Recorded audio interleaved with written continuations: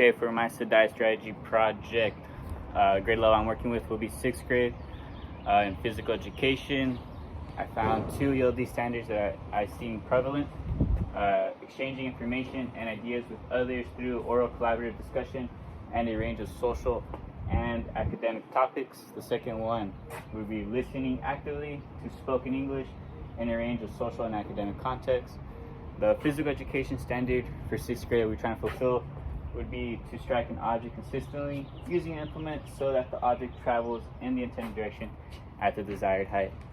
Okay, time to get started. Alright everybody, let's go ahead and bring it in.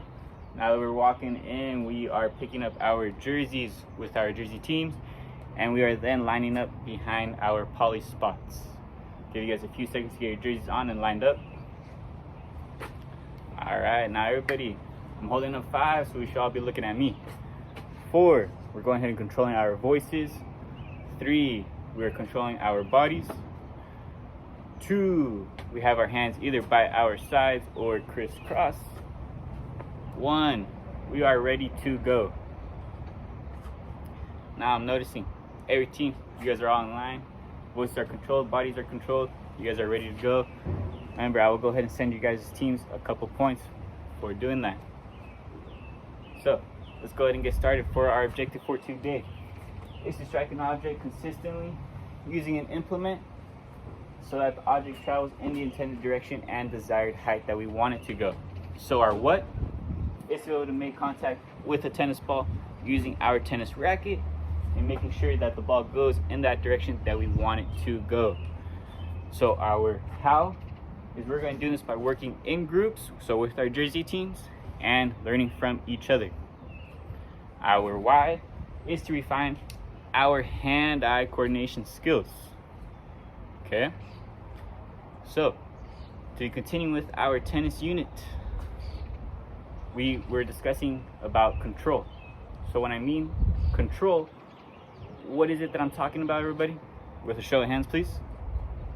Yes, being able to control where the ball goes, deciding where that ball lands and where you want it to go. Good job.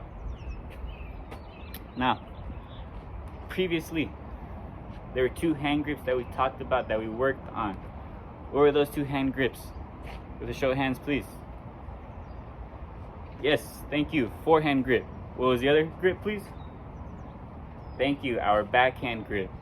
Good job. Now those new skills that we are going to be working on, what they entail. So the first skill will be making contact with the ball and being able to catch it.